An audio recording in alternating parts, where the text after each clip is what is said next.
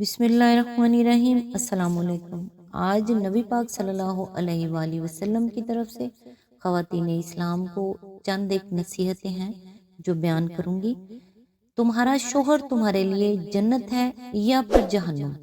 अपने शोहर की बुराइयां बयान ना करें, अपने शोहर की नाफरमानी ना करें। अगर खामद कोई ऐसा हुक्म दे जो अल्लाह और उसके रसूल सल्लल्लाहु अलैहि वसल्लम के खिलाफ हो तो खामद का ऐसा हुक्म ना मानना जायज़ है। शोहर की अदम मौजूदगी में अपनी इज्जत व माल और औलाद की हिफाजत करें। गैर महरम के साथ सफ़र से इज्तनाब करें। बाजार बदतरीन जगह है, बिला ज़रूरत बाजार न जाएं। खुशबू लगाकर और बारीक लिबास पहनकर घर से ना निकलें, इसलिए कि ये उरियानी और दावत गुनाह है। अल्लाह पाक अमल करने की तौफीक अता फरमाए, आमीन। आज इंशाअल्लाह सूरह यूसुफ की आयत नंबर 95 से स्टार्ट करेंगे। औज़ु बिल्लाहि मिनश शैतानिर रजीम, बिस्मिल्लाहिर्रहमानिर्रहीम। घर के लोग बोले, खुदा की कसम आप अभी तक अपनी उसी पुराने खब्त में पड़े हुए हैं। इसकी तफसीर है, इससे मालूम होता है कि पूरे ख़ानदान में हज़रत यूसुफ अलैहिस्सलाम के सिवा कोई अपने बाप का कदरशनास न था और हज़रत याकूब अलैहिस्सलाम खुद भी उन लोगों की ज़हनी व इखलाकी पस्ती से मायूस थे। घर के चिराग की रोशनी बाहर फैल रही थी, मगर खुद घर वाले अंधेरे में थे और उनकी निगाह में वो एक ठीकरे से ज्यादा कुछ न था। फितरत की इस सितम जरीफी से तारीख की अक्सर व बेशतर बड़ी शख्सियतों को सबका पेश आया है। आयत नंबर 96।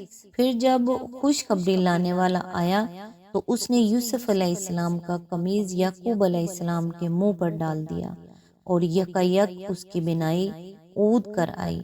तब उसने कहा, मैं तुमसे कहता न था, मैं अल्लाह की तरफ से वो कुछ जानता हूँ जो तुम नहीं जानते। आयत नंबर 97। सब बोल उठे, अब्बा जान आप हमारे गुनाहों की बख्शिश के लिए दुआ करें, वाकई हम खताकार थे। आयत नंबर 98। उसने कहा, मैं अपने रब से तुम्हारे लिए माफ़ी की दरख्वास्त करूँगा, वो बड़ा माफ़ करने वाला और रहीम है। आयत नंबर 99। फिर जब ये लोग यूसुफ अलैहिस्सलाम के पास पहुंचे तो उसने अपने वालिदैन को अपने साथ बिठा लिया और अपने सब कुनबे वालों से कहा, चलो अब शहर में चलो, अल्लाह ने चाहा तो अमन चैन से रहोगे। इसकी तफसीर है, बाइबल का बयान है कि सब अफराद खाना जो उस मौके पर मिस्र गए 67 थे। इस तादाद में दूसरे घरानों की उन लड़कियों को शुमार नहीं किया गया है जो हज़रत याकूब अलैहिस्सलाम के यहाँ ब्याही हुई आई थी। उस वक्त हज़रत याकूब अलैहिस्सलाम की उम्र 130 साल थी और इसके बाद वो मिस्र में 17 साल जिंदा रहे। इस मौके पर एक तालिब इल्म के जहन में ये सवाल पैदा होता है कि बनी इसराइल जब मिस्र में दाखिल हुए तो हज़रत यूसुफ अलैहिस्सलाम समेत उनकी तादाद 68 थी और जब तकरीबन 500 साल के बाद वो मिस्र से निकले तो वो लाखों की तादाद में थे। बाइबल की रवायत है कि खरूज के बाद दूसरे साल बियाबान सीना में हज़रत मूसा अलैहिस्सलाम ने उनकी जो मर्दमशुमारी कराई थी, इसमें सिर्फ काबिल जंग मर्दों की तादाद 6,03,550 थी। इसके मायने ये हैं कि औरत, मर्द, बच्चे सब मिलाकर वो कम से कम 20 लाख होंगे। क्या किसी हिसाब से 500 साल में 68 आदमियों की इतनी औलाद हो सकती है? मिस्र की कुल आबादी अगर उस जमाने में 2 करोड़ फर्ज की जाए, जो यकीनन बहुत मुबालगा अमेज अंदाजा होगा, तो उसके मायने ये हैं कि सिर्फ बनी इसराइल वहाँ 10% थे। क्या एक खानदान महज तनासुल के जरिए से इतना बढ़ सकता है?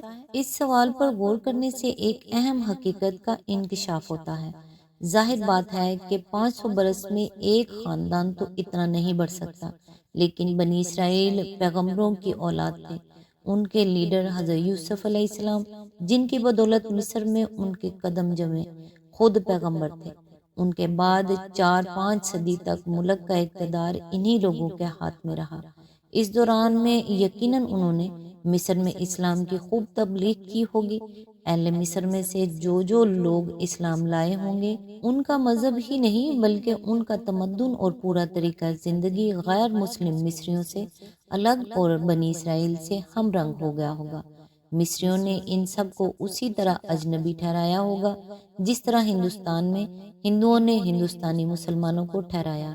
ان کے اوپر اسرائیلی کا لفظ اسی طرح چسپاں کر دیا گیا ہوگا جس طرح غیر عرب مسلمانوں پر محمدن کا لفظ آج چسپاں کیا جاتا ہے، اور وہ خود بھی دینی و تہذیبی روابط اور شادی بیاہ کے تعلقات کی وجہ سے غیر مسلم مصریوں سے الگ اور بنی اسرائیل سے وابستہ ہو کر رہ گئے ہوں گے۔ یہی وجہ ہے کہ جب مصر میں قوم پرستی کا طوفان اٹھا تو مظالم صرف بنی اسرائیل ہی پر نہیں ہوئے بلکہ مصری مسلمان بھی ان کے ساتھ یکساں لپیٹ لیے گئے، اور جب بنی اسرائیل نے ملک چھوڑا تو مصری مسلمان بھی ان کے ساتھ ہی نکلے، اور ان سب کا شمار اسرائیلیوں ہی میں ہونے لگا۔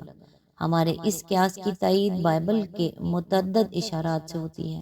مثال کے طور پر خروج میں جہاں بنی اسرائیل کے مصر سے نکلنے کا حال بیان کیا ہوا ہے، بائبل کا مصنف کہتا ہے کہ ان کے ساتھ ایک ملی جلی گروہ بھی گئی، باب 12 آیت 38۔ اسی طرح گنتی میں وہ پھر کہتا ہے کہ جو ملی جلی بھیڑ ان لوگوں میں تھی وہ طرح طرح کی ہرس کرنے لگی، باب 11 آیت 4۔ پھر بتدریج ان غیر اسرائیلی مسلمانوں کے لیے اجنبی اور پردیسی کی اصطلاحیں استعمال ہونے لگی۔ چنانچہ تورات میں حضرت موسیٰ علیہ السلام کو جو احکام دیے گئے ان میں ہم کو یہ تصریح ملتی ہے، تمہارے لیے اور اس پردیسی کے لیے جو تم میں رہتا ہے نسل در نسل سدا ایک ہی آئین رہے گا۔ خداوند کے آگے پردیسی بھی ویسے ہی ہوں گے جیسے تم ہو، تمہارے لیے اور پردیسیوں کے لیے جو تمہارے ساتھ رہتے ہیں ایک ہی شرع اور ایک ہی قانون ہو۔ گنتی باب 15 آیت 15 اینڈ 16۔ جو شخص بے باک ہو کر گناہ کرے، خواہ وہ دیسی ہو یا پردیسی، وہ خداوند کی اہانت کرتا ہے، وہ شخص اپنے لوگوں میں سے کاٹ ڈالا جائے گا۔ گنتی باب 15 آیت 30۔ خواہ بھائی بھائی کا معاملہ ہو یا پردیسی کا، تم ان کا فیصلہ انصاف کے ساتھ کرنا، استثنا باب 1 آیت 16۔ اب یہ تحقیق کرنا مشکل ہے کہ کتاب الہی میں غیر اسرائیلیوں کے لیے وہ اصل لفظ کیا استعمال کیا گیا تھا جسے مترجموں نے پردیسی بنا کر رکھ دیا۔ تلمود میں لکھا ہے کہ جب حضرت یعقوب علیہ السلام کی آمد کی خبر دارالسلطنت میں پہنچی تو حضرت یوسف علیہ السلام سلطنت کے بڑے بڑے امراء، اہل و مناصب اور فوج و فرق کو لے کر ان کے استقبال کے لیے نکلے اور پورے تزک و احتشام کے ساتھ ان کو شہر میں لائے۔ وہ دن وہاں جشن کا دن تھا، عورت، مرد، بچے سب اس جلوس کو دیکھنے کے لیے اکٹھے ہو گئے تھے اور سارے ملک میں خوشی کی لہر دوڑ گئی تھی۔ آج تک کے لیے اتنا ہی، نیکسٹ انشاءاللہ آیت نمبر 100 سے سٹارٹ کریں گے۔ تب تک کے لیے دعاؤں میں یاد رکھیے گا۔ اللہ حافظ۔